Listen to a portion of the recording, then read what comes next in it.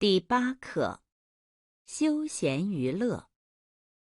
1、生词：环境、轻松、辛苦、点心、保、保龄球、赢、重、养、爱好、低听、排、棋、胡、休闲、娱乐、方式、橄榄球、五花八门、球迷、钓鱼。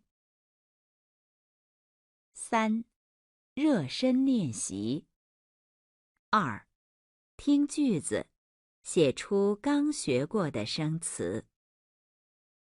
1、我朋友家养了1只狗和2只猫。2、我最大的爱好是看书。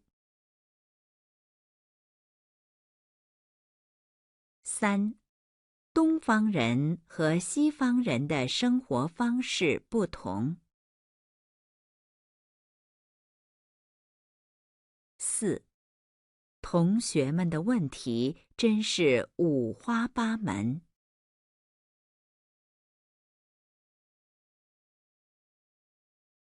5、小王真是个球迷，电视里的球赛他每场都要看。3、听后用虽然、但是改说句子。1、他已经70岁了，他还能爬山。2、他在北京的时间不长，他认识很多朋友。3、这个菜不好看，这个菜很好吃。4、他不会打保龄球，他对保龄球很感兴趣。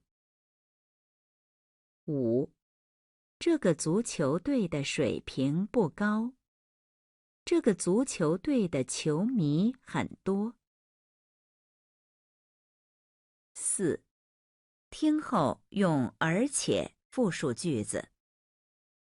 1、他不但爱吃中国菜，而且爱吃日本菜。2、他不但会说汉语，而且会说法语。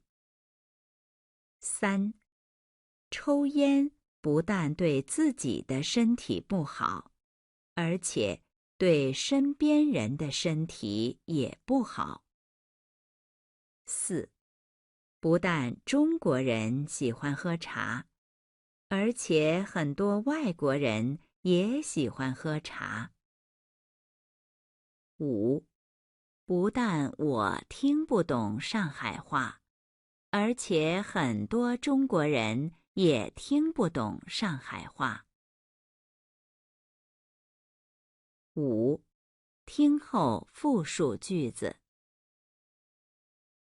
1、我对种花很感兴趣。2、他对中国文化很感兴趣。3、说了半天，自己倒忘了。4、这个难的句子你说对了，容易的倒说错了。5、这可是个有名的大学。6、我可不喜欢散步。7、你说的对是对，可是太慢了。8、游泳我会是会，可是游得不太好。9，我没有时间，要不然你自己去吧。10，我不会跳舞，要不然我们去唱卡拉 OK 吧。